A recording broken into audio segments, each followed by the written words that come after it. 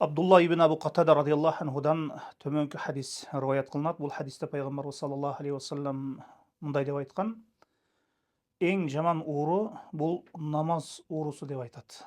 Ошонда сахабалар: о Аллахтың елшісі, пенде қандайша намаздан урдайт деп сұрағанда, пайғамбарыбыз саллаллаху алейхи вассалам: рүкү жана саждасын толық кылып алган адам же рүкүгө барып рүкүдө белин тегиздебеген адам намаз уурусу деп айтты.